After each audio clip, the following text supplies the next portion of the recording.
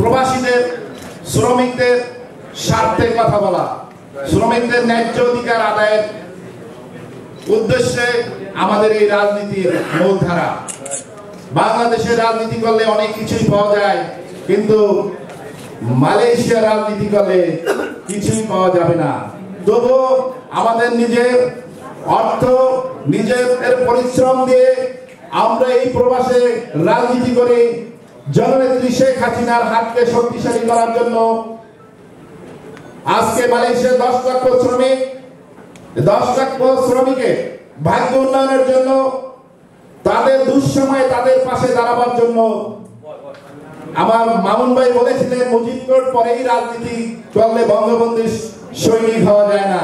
তার কথার সাথে আমি একমত দিয়ে বলতে চাই, আজকে প্রবাসে যারা রাজনীতি করেন, কিসের রাজনীতি করেন? আপনারা দেখেন দুইটি গ্রুপ, কিন্তু আপনারা যদি বঙ্গবন্ধুকে ভালোবাসতেন, সোনার বাংলাকে ভালোবাসতেন, তাহলে আপনারা 16ই ডিসেম্বর সম্মিলিতভাবে পালন করতেন।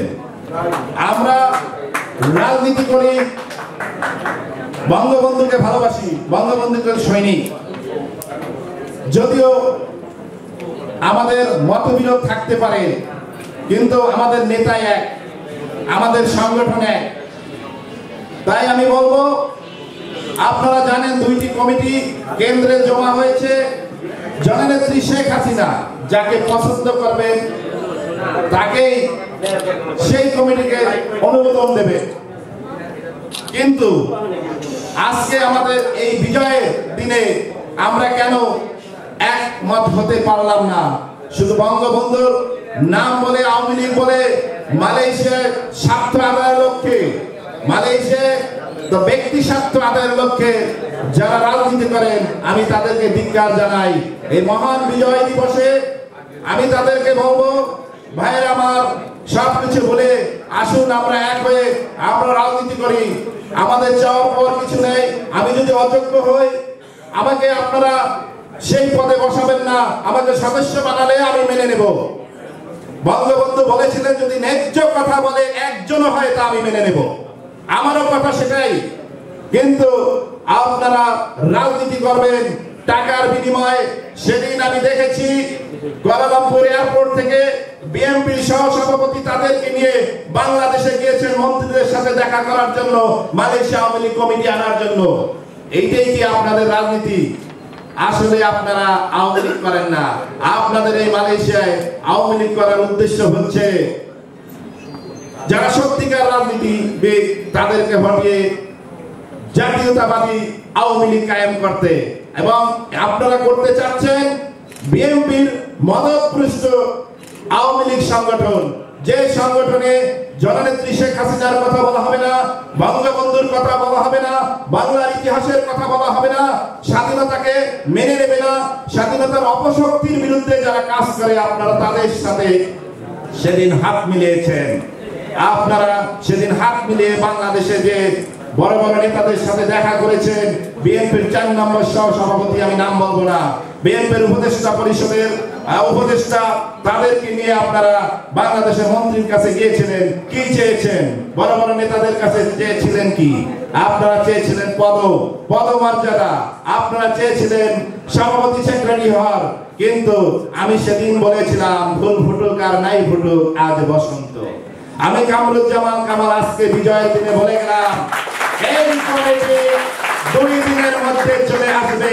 যত কোটি টাকা দেন জননেত্রী শেখ হাসিনাকে কেনা যাবে না। জননেত্রী শেখ হাসিনা যাচাই বাছাই করে এই কমিটি অনুমোদনের জন্য বসে আছে।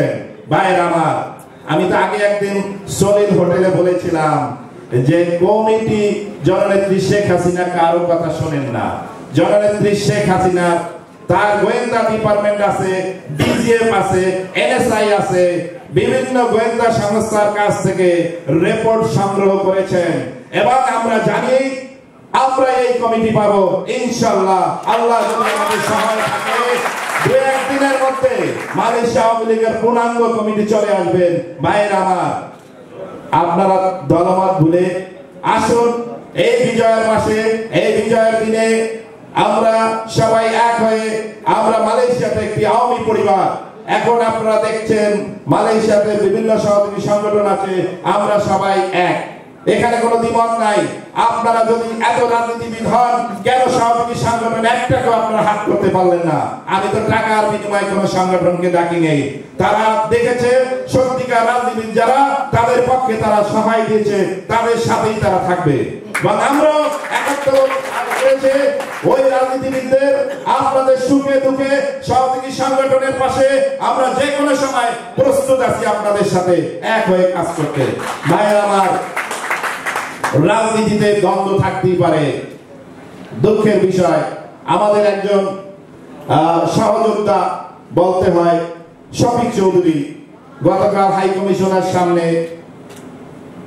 দুইজন লোক তাকে আঘাত করেছে। জানি না তার ব্যক্তি স্বার্থ কোনো কিছু ছিল কিনা, কিন্তু আমরা তীব্র নিন্দা জানাই।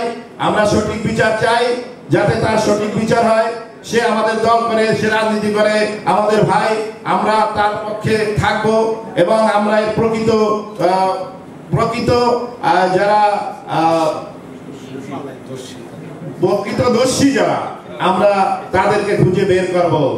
ভাই আমার, সবশেষে বঙ্গবন্ধু সহ যারা স্বাধীনতার জন্য, দেশের জন্য জীবন দিয়েছেন, তাদের রূহের মাগফিরাত কামনা করে আজকে আমার বক্তব্য শেষ করছি।